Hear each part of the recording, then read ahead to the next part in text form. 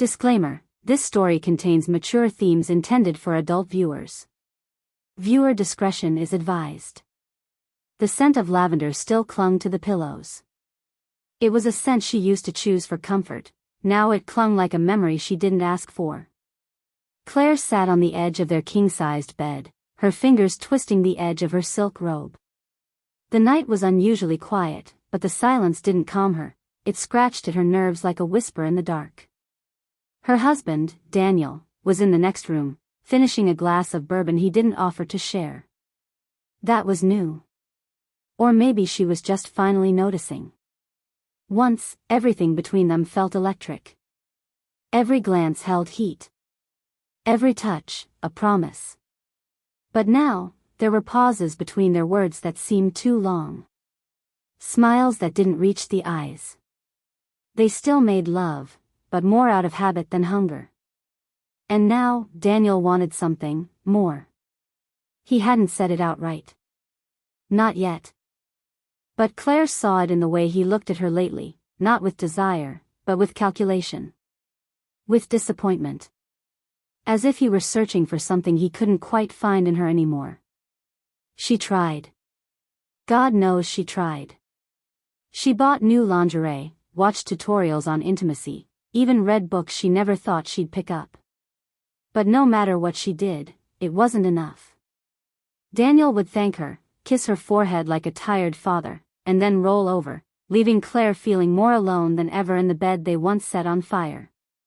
And then there was his phone. The way he took it everywhere. Even into the shower. The coded messages. The late-night calls he claimed were work emergencies. Claire wasn't stupid. She could connect the dots, but a part of her was too scared to say it out loud. Because if she did, it would be real. Tonight, something had shifted. He came home later than usual, smelling of cologne he didn't own. His eyes avoided hers. She asked if everything was okay. He nodded, kissed her cheek, and whispered, "There's something I want to talk to you about, Claire. But it's a lot." Now she sat there, waiting.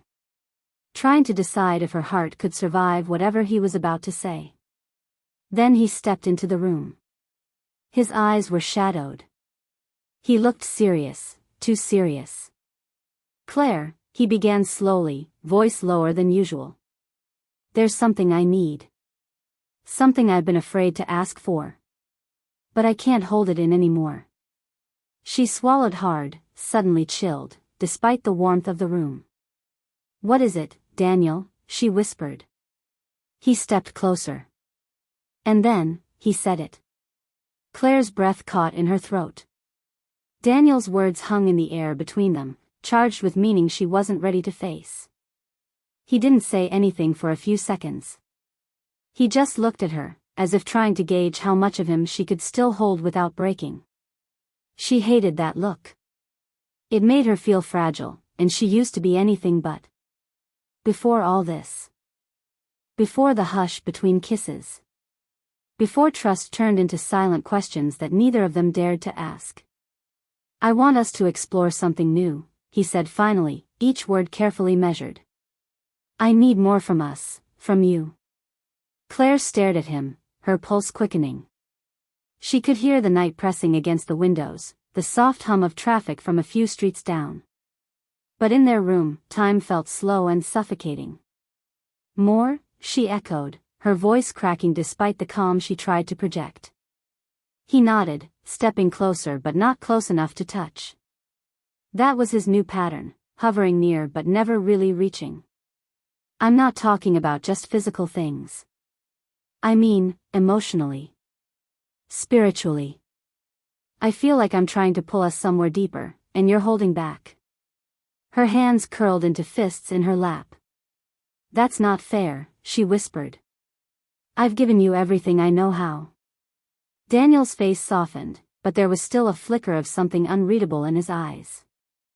"I know. I see that. But I also see fear. And I don't know if it's fear of me or fear of yourself." Claire blinked quickly, swallowing the emotion rising in her throat. She wanted to scream. or cry, or ask him what her name still meant to him. But instead, she looked down at the floor. There's someone else, isn't there? Silence. A beat too long. He didn't deny it. The tension in the room thickened. But strangely, beneath the ache and disbelief, there was still a pull. That twisted, aching connection that hadn't entirely died, just buried itself beneath unmet needs and unspoken words. He finally sat beside her. Not touching. Just close enough that she could feel his heat. I'm not leaving, he said softly. But I need to know if you're still in this with me. All of you. Not just the version of you that smiles when it hurts. Claire turned to him, eyes searching. Wanting to say yes. Needing to say no. Trapped between both. And then the phone on the dresser buzzed. Again. Claire didn't move when the phone buzzed again. She could see Daniel glance toward it, his jaw tightening just slightly, just enough. It wasn't the phone itself that made her heart ache. It was how he didn't reach for it. How the silence around it screamed louder than any confession could. She stood slowly, her bare feet making no sound against the hardwood. The silk of her robe swayed against her thighs, a gentle brush of fabric that once would have earned his gaze, his touch. Now, it felt like armor she wasn't sure would hold. Is it her? She asked without turning around. Daniel rubbed his palms against his knees. I didn't say there was someone. You didn't have to, she replied, voice barely above a whisper. You say more in what you don't do than in anything you say lately. He looked up, his expression shadowed with something that looked like guilt, or maybe just exhaustion. Claire, I haven't crossed a line. Her breath caught. That choice of words. Not physically, she said, finally facing him. But emotionally? Mentally? You've already left me, haven't you? He looked away. Outside, the wind picked up, brushing against the windows like it, too, wanted in on the secrets they were hiding. Claire walked to the dresser, picked up the phone, and stared at the screen. The name was saved under something innocuous, C. But she knew. The cold in her bones knew. Who is she? Claire asked. Not out of anger. Out of deep, agonizing curiosity. If he needed someone else, if she had become that invisible to him, she at least wanted to understand why. Daniel stood but didn't reach for the phone. She listens to me, he said quietly. She asks about the parts of me that don't always show. She makes me feel like I'm not failing. The words stung more than she expected. She blinked, and a tear slipped down her cheek, betraying the strength she tried to hold. I never asked you to be perfect, Claire said, voice trembling. I just wanted you to let me love you when it got hard. They stared at each other, 1,000 emotions flickering in the space between. From somewhere deep in the hallway, the baby monitor buzzed, white noise and a soft cooing sound. The tiny, barely there sound reminded Claire of everything they'd built, and everything they might still lose. She wiped her face quickly. I need air, she said, moving past him. Daniel didn't stop her. He stood still, hands balled into fists at his sides. Behind her, the phone buzzed again. And this time, he answered it. Claire stood on the balcony, arms folded tightly across her chest, the cool night air wrapping around her like a second skin. Below, the city pulsed with life, people walking, laughing, living stories that weren't hers. Behind her, through the sheer curtain, she could see the faint silhouette of Daniel pacing. Talking. To her. Whoever she was. Claire's heart ached in places she didn't know could bruise. Not from what was said, but from everything that hadn't been. The memories echoed, the way he once looked at her when she laughed without thinking, how he used to trace his fingers along her spine as if memorizing her. Now, they were strangers with wedding bands. Lovers reduced to roles. When she finally turned around, Daniel had just hung up the phone. He stood there, the weight of what he'd done, what he hadn't done, settling between them.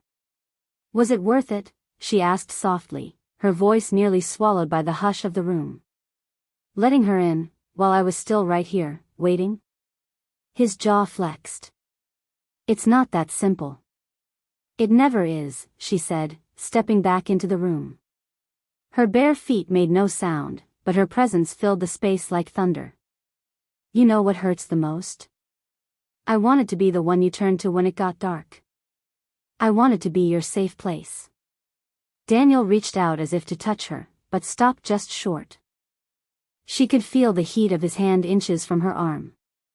You still are, he said, voice cracking. You always were. Her eyes filled. Then why do I feel like I'm always the last one to know your truth? The air between them thickened with longing and regret. They stood so close, almost touching, each breath charged with everything unsaid. Claire's lips parted, as if to speak, but she couldn't find the words. And then, finally, Daniel whispered, because I'm scared that if I show you all of me, you'll leave. That you'll realize I'm not enough. Her heart splintered at that. She reached up, gently brushing his jaw with trembling fingers. You were always enough, she whispered. But you stopped believing I was. Their foreheads met in a soft, aching press. Not a kiss. Not yet. Just a pause at the edge of everything they were about to lose. And just like that, the room held its breath. Claire didn't move. The closeness between them, foreheads still touching, breaths mingling, should have felt like hope. Instead, it trembled on the edge of something dangerous. She could feel the tension in Daniel's shoulders, the way he struggled to hold still, to hold back. Her fingers grazed his jaw, not in forgiveness, but in farewell. Or maybe in a memory. She couldn't tell anymore. Then, a sound. A soft knock on the front door. 3 gentle taps, too precise, too familiar. Claire stiffened. Daniel froze. Neither spoke. The moment shattered like thin glass under a heel. Claire pulled away, her eyes darting to his. Who? I wasn't expecting, Daniel said, but his voice faltered. The knock came again, this time louder. Firmer. Claire walked past him, slowly, deliberately. Her silk robe trailed behind her like a whisper of who she used to be. She reached the hallway, hand on the doorknob, but paused. Don't, Daniel said, catching up to her. His voice was low, urgent. She turned, brows raised. Why not? He didn't answer. That silence again. That awful, telling silence. Claire opened the door. A woman stood there. Early 30s, tall, striking, like confidence wrapped in velvet. She wore a long black coat, her eyes clear, unreadable. But the air around her practically pulsed with secrets. Hi, she said, voice calm but weighted. I'm sorry to come so late. I needed to speak with Daniel. Claire's chest tightened. Her voice came out soft, almost distant. And you are? The woman hesitated just a second too long. Camille. The name hit like thunder. Claire stepped aside slightly. Daniel stepped forward, clearly panicked but trying to mask it behind a forced calm. Camille, this isn't the time, but Camille's eyes were locked on Claire. I'm sorry. I didn't mean to cause problems. I just thought it was time you knew the truth. Claire didn't blink. What truth? Daniel tried to interrupt, but Camille spoke anyway. He didn't tell you, did he? That we were more than just messages. More than just talk. Claire's breath caught. Camille smiled sadly. He said he wanted to leave. That he didn't know how. I told him not to lie. But I guess, we all do it in different ways. Daniel's face paled. Camille, stop, but it was already done. Claire looked between them. The man she thought she knew. The woman who knew too much. In her chest, something cracked. And outside, thunder rumbled. Claire stood in the doorway, heart racing, Camille's words crashing over her like waves she hadn't prepared to swim through. And Daniel, he was silent. No denial. No defense. Just that haunted look in his eyes, the kind of look that said everything without a single word. She stepped back, letting the silence fill the space between the three of them. It was Camille who broke it. "I didn't come here to destroy anything," she said softly. "I came because he told me he didn't know how to choose." Claire's eyes flicked to Daniel. "And did you?" Daniel's voice was low, raw. "I never stopped choosing you. I just forgot how to show it. It should have been enough. It might have been once. But now?" Claire's breath hitched. She turned to Camille. "Did you love him?" Camille nodded, slowly. "In a way. But not the way you do." That stung more than Claire expected. She looked back at Daniel. "You broke something. And I can't pretend it didn't happen. But I loved you even when you were slipping away." Daniel stepped forward, carefully, like one wrong move would shatter her completely. "Then let me earn it back." Claire stared at him, her heart a war zone of love and betrayal, of history and heartbreak. "You can't go back," she said, voice trembling. "But maybe, we can find something new. Something honest." Then she turned to Camille. "But I need one truth before that happens." Camille hesitated. "Was I just the woman he left? Or the one he talked about?" Camille smiled, gently. "You were always the one he talked about." That's when the tears came, not just from pain, but from knowing she still mattered in all the wrong moments. Daniel moved closer, took her hand for the first time in weeks. And she let him. But just as they stood there, finally facing the storm, Camille stepped back out into the night, and called over her shoulder. "There's something else. I didn't just come for closure." Claire blinked, heart stalling. Camille reached into her coat pocket and pulled out a folded piece of paper. "He didn't tell you, but you deserve to know the truth about last summer." She handed it to Claire. Their fingers touched, just for a second. And then she walked away. Claire opened the note slowly.